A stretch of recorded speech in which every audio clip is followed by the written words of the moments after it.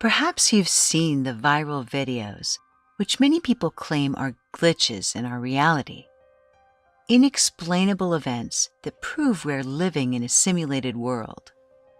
The idea might sound like a casual conversation you'd hear after watching The Matrix, but actually, as of late, it's become the subject of serious academic debate, particularly since 2016, when before a large audience of people, famous technology entrepreneur Elon Musk confidently suggested that the odds are that reality is actually a computer simulation run by a more advanced intelligence.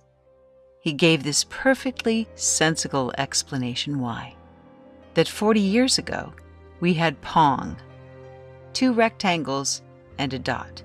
Now, 40 years later, we have photorealistic 3D with millions playing simultaneously. Musk explained that the degree of technological advancement in video games in just 40 years was so phenomenal that it's clear they would become indistinguishable from reality, which meant that the odds that we're in a base reality right now is 1 in millions. Could it be true that life is just a cruel joke and that everything we see, hear, say, touch, smell, and think is little more than an ultra-sophisticated video game in which we believe we have free will? As it turns out, this concept has been explored from both an ancient spiritual and a current scientific model. The different angles merge in Thomas W. Campbell's book, The Big Theory of Everything, or The Big Toe, where the simulation theory becomes the most compelling and logical answer to long-withstanding questions regarding the nature of reality. Join the universe inside you, create a new reality, and explore the idea that your life is a simulation serving a higher intelligence, and a school for your consciousness, where you graduate when you discover that everything you are experiencing gets projected from inside of you.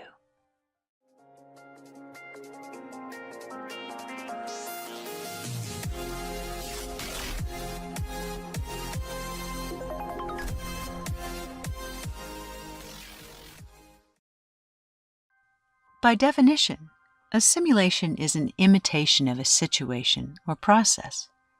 Beyond video games, simulations are used mostly for training in unique or extreme conditions. So, advanced simulations might bring to mind goofy-looking goggles. Since its invention, however, the ultimate goal of simulation has been to hack the brain neurologically, to simulate virtual reality directly into it. This means that the characters would believe they are independent and alive, but in fact are mere virtual creations. Could this have already been accomplished? Could our entire reality be virtual? According to ancient wisdom, yes. The theory that reality is not real goes back thousands of years. Take, for example, the Tao, which describes a mysterious, numinous unity, underlying and sustaining all things. It is inaccessible to normal thought, language, or perception, but is omnipresent. In Hinduism, the word Maya means unreal or deceit. It's the state when the mind confuses the myriad forms of the world as real, without understanding the unity that binds them all together. Yogi Vasishtha says, "The world is nothing but a mere vibration of consciousness in space. It seems to exist, even as a goblin seems to exist in the eyes of the ignorant. All this is but Maya, for here there is no contradiction between the infinite consciousness and the apparent existence of the universe. It is like the marvelous dream of a person who is awake." In the Kabbalah, the world in which we live is referred to by the Zohar as Alma Deshikra, which means the world of illusion or the world of lies. In Buddhism, reality is seen as a projection, resulting from the fruition of karmic seeds, which are called sanskaras. Author Don Miguel Ruiz shares about Toltec wisdom, an ancient Mexican culture. He says this: "The Toltecs believed that life is a dream and that we are always dreaming, even when awake. It's as though we are starring in our own movie and following a script we write ourselves. All those around us are starring in their own movie based on their concepts of the world." The Toltecs actually said, "Every human is an artist. The dream of your life is to make beautiful art." So evidently, illusion and the dream are consistent themes in our ancient spiritual texts. As we entered the technical age, however, the dream transformed into the word simulation, and the concept of the higher intelligence, or button pushers, took on new life too. Some calling the creator future humans, extraterrestrials, or even artificial intelligence. Of course, the question remains, which is it? And if it's true, can we know? One brilliant writer, Philip K. Dick, believed he might have discovered the answer. On an otherwise normal February day in 1974, then little-known science fiction author Philip K. Dick was at home following oral surgery, painfully anticipating the delivery of his medication, and listening to the Beatles' song "Strawberry Fields Forever." The doorbell finally rang, and when he opened it, he experienced a momentary epiphany unlike anything he'd ever experienced before, as he stared at a fish necklace on the woman standing at the door. Dick described that moment as an invasion by a transcendent higher mind. He said there was timelessness and that he was without thought, without a sense of self, but entirely consumed by information. It was a moment of pure consciousness when he said he saw the universe as it is. Dick said, "A bioplasmic, orgone-like energy entered me, or rose up in me, and caused changes. One enormous miracle. And heightened awareness caused me to see a different universe. I experienced an invasion of my mind by a transcendently rational mind, as if I'd been insane all my life, and suddenly I'd become sane."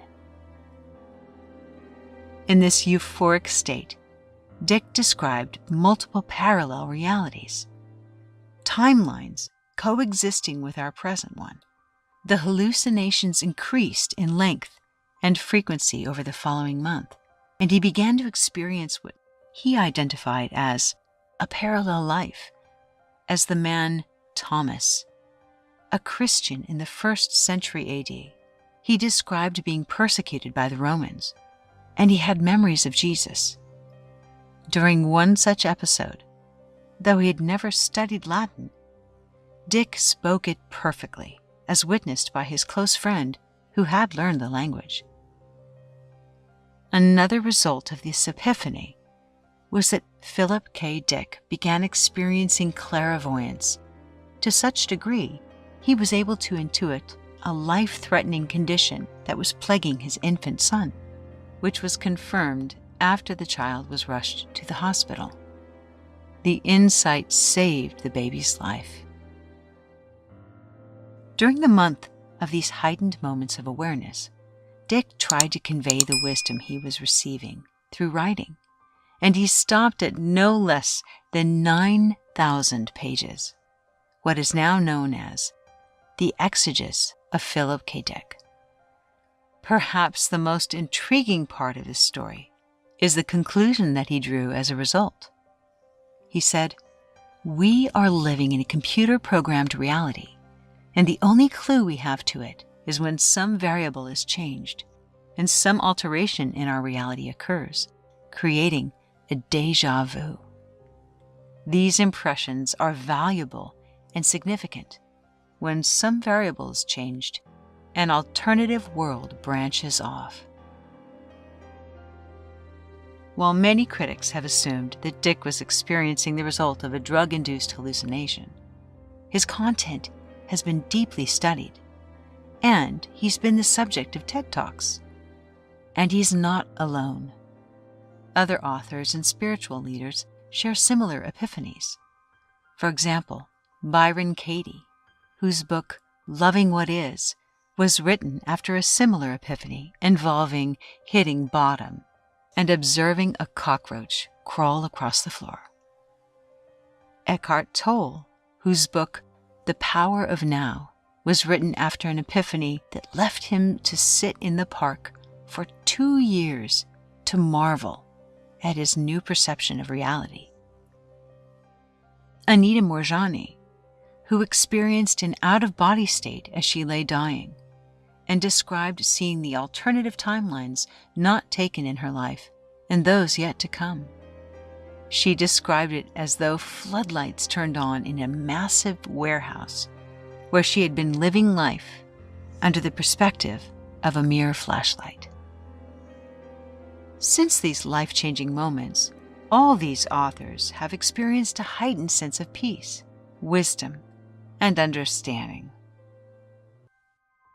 A contemporary version of the life simulation theory was introduced in 2003 by a British philosopher at the University of Oxford, whose name was Nicholas Bostrom. Simply put, he argues that given where we are in the creation of computer simulations, one of the following results with respect to them must be true. 1. Humans will go extinct before they're able to make simulations. 2. Future humans will choose, for whatever reason, not to continue developing simulation. Or 3. You are living in a computer simulation. Seeing the first two are unlikely, Bostrom believes that advanced future civilizations would run equally advanced computer simulations of past civilizations, what he calls ancestor simulations, to study ourselves. He crunched the numbers to prove that a computer system the size of a large planet could, in fact, simulate all human consciousness for all beings since time began on Earth. Astrophysicist Neil deGrasse Tyson also believes we're living in a simulation for the same reasons. He says that because we have the power to program an entire world inside of a computer, imagine the future when we can create characters who perceive they exist independently of their creators. And then they create their own simulations, which means now you have simulations inside simulations, going all the way down. So, says Tyson, what is the likelihood that you're in the top one, the ultimate reality? You are probably made by a hyper-advanced alien basement dweller, or your creator might be better known as a simulated computer nerd. What may be the best explanation of this theory is made by a scientist and physicist named Thomas W. Campbell. With impressive credentials that include specialization in experimental nuclear physics, Campbell served in the defense industry for decades, for the Army's technical intelligence, and later in U.S. missile defense. In his richly detailed trilogy, My Big Toe, an acronym for My Big Theory of Everything, Campbell offers immaculate logic explaining how a multitude of seeming unnatural and contradictory occurrences, such as these, actually make sense when we come to understand that consciousness is simply information, and we are generating perception from our consciousness. For example, your eyes receive light, your ears receive sound. It's all information. These electrical impulses end up in neurological patterns. But if you were in a dark cave, your brain could still receive the same pattern of neural stimulation through your imagination. The perception is generated inside the brain, not outside of it. According to Campbell, we each make our own reality, and I only get a shadow of yours, so I must interpret what you say or do. No one experiences the exact same reality. We all receive and generate different information, and we are all a part of this larger, unified consciousness system, just pieces of it, as it were, separate constructs in a unified field. It's a multiplayer game, just like World of Warcraft, with our own independent data stream. If consciousness is a pure data field that is self-aware and evolving, it can exist in two states, a system aware and unaware of these states. Different players, which are each a part of us, interact with each other with a perception of free will. Our relationships are what help the system to evolve. So the goal of a virtual game is to win by experiencing challenges which are then overcome. This virtual physical reality is our schoolhouse. We are characters evolving in consciousness, says Campbell. We are evolving through an information system. As Campbell points out, when we understand and embrace that we are living a dream that we create, the theory unifies otherwise contradictory concepts, like physics with metaphysics, and the normal with paranormal. Everything that is an anomaly makes sense if you realize that you are creating it. In his famous 2017 TED Talk, "Your Brain Hallucinates Your Conscious Reality," cognitive neuroscientist Anil Seth claimed this: hallucination is an uncontrolled perception. Perception is a controlled hallucination. These simplified explanations of the simulation theory barely scratch the surface of this complex subject, but the philosophy is broken down into simple language in Jeff Street's upcoming book, The Grounds of Existence, which is available on his website, divine-cosmos.net. In it, he explains how consciousness is the ultimate computer, generating symbolic representation of reality. How the props in our world are imaginary, but the experiences that we have are very real. And the empowering understanding that as information entities, we cannot be harmed by any games that we play in this thing we call life. Street also explains that in fact suffering becomes the best stimulus for growth and evolution, to learn compassion, to learn non-judgment, and to master our belief system. And our belief system serves, in fact, as the confirmation that we are truly creating our world from within. You may prefer to believe that you're only a material form in a physical world. But if you do, just remember the next time you sing this harmless little lullaby, someone wanted to remind you of otherwise. Row, row, row your boat gently down the stream. Merrily, merrily, merrily, merrily, life is but a dream, dream, dream, dream.